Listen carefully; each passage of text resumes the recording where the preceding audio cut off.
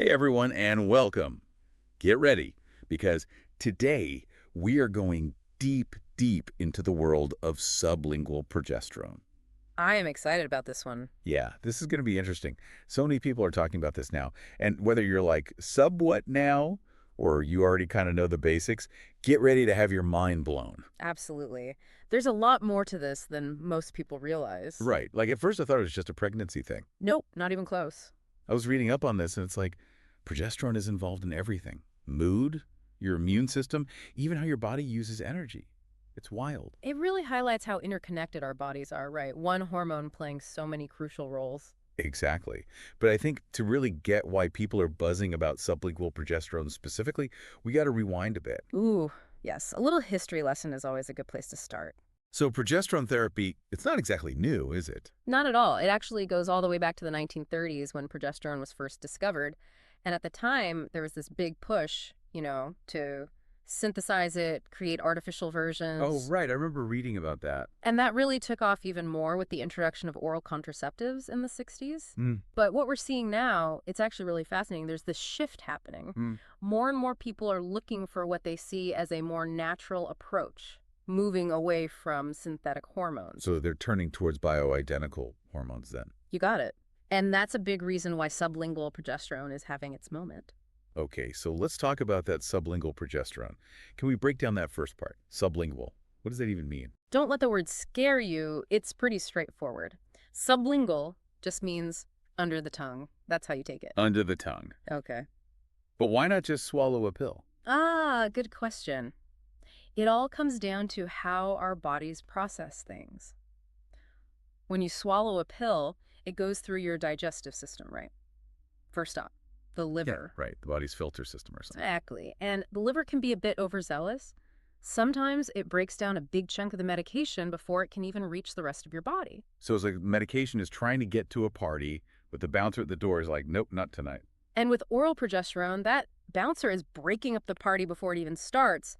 But sublingual delivery, that's like sneaking in through the VIP entrance. It bypasses that whole first pass metabolism thing going straight into your bloodstream. Ah, so you're getting more bang for your buck. That's the idea. Higher absorption rates, potentially needing smaller doses, and faster action. Sounds like a win-win. So, sublingual progesterone, it's like taking the express lane while oral progesterone is stuck in traffic. Perfect analogy. But remember, it's still really important to talk to your doctor to see if it's right for you. For sure, always good to have that guidance. But this is really interesting stuff. It is, and we are just getting started. Okay, so we've got the sublingual part down. But what about those creams? I've seen ads for those too. They seem pretty popular. Yeah, transdermal creams, those are definitely gaining traction. But they can't be as good, right? I mean, wouldn't some rub off on your clothes or something? That is one thing to keep in mind, yeah. The transfer risk is real. Plus, absorption through the skin, well, it's not always consistent. Oh, right. I guess it's not like injecting it directly into your bloodstream. Exactly. Skin thickness, what the cream is made of, even the temperature can all play a role. So it's not as precise as sublingual then. Not quite. It's a bit more of a wild card, you could say. Okay, good to know. But this all ties back to testing, right? How do you even know how much progesterone is actually getting into your system? Yes, testing. $1 million question, right? Yeah. And honestly, it's not just about testing, but testing at the right time. Right. Like if you take your progesterone in the morning, but you do the test at night, that's not going to be very accurate, is it? Not at all. Hormone levels fluctuate throughout the day, even throughout your cycle. So timing is absolutely crucial. So say I'm taking sublingual progesterone. When should I get tested? Ideally, you'd want to test around 6 to 8 hours after you've taken your dose. That's when it's most likely to be peaking in your system. Gotcha. So timing is everything. But what about the different types of tests? I've heard of blood tests, saliva tests, even urine tests. What's the deal with all those? Okay, so each test basically gives you a slightly different piece of the puzzle. A standard blood test, which measures your total progesterone, it's a good starting point, but it doesn't tell the whole story. How so? Well, it can't distinguish between the hormone that's bound to proteins and the hormone that's actually free and active in your body. And if you are using topical creams, a regular blood test might not even pick up on all the progesterone that's in your system. Oh, that makes sense. So what about those blood spot tests I've been hearing about? Those can be helpful, yeah. They tend to reflect more accurately the levels that are actually reaching your tissues, where the action is happening. Interesting. And saliva tests. Saliva tests are awesome for measuring that bioavailable hormone we talked about. But for sublingual progesterone, because it's absorbed so quickly, saliva testing might not be the most reliable method. So many options, it's kind of overwhelming. It can feel like a lot. And then there's urine testing.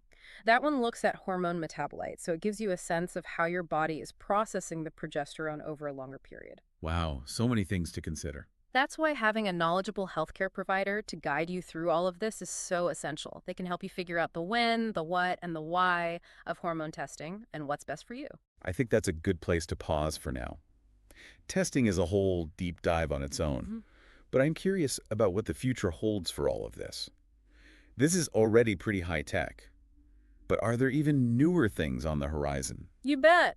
Hold on to your hats because the future of hormone therapy, it's looking pretty wild. It's like we're on the verge of a whole new frontier in healthcare. Personalized hormone therapy, imagine that. It's incredible, right? But you're right, with all this amazing tech coming out, it's even more important to be informed. Exactly. We can't just rely on fancy gadgets. We got to know what's what.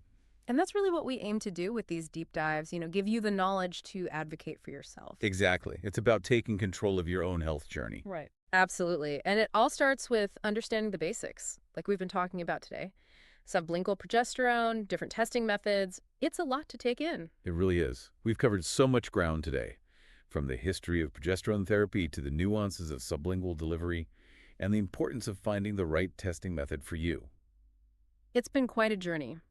But it all boils down to one thing: taking charge of your health, educating yourself, asking the right questions, and finding a healthcare provider who truly listens to you and understands your individual needs. Couldn't have said it better myself. This is your health, your body, your journey. Exactly. And we hope this deep dive has given you the confidence and the tools to navigate it all. We've thrown a lot of info at you today, but remember, it's a marathon, not a sprint. Take your time, do your research, and most importantly, listen to your body.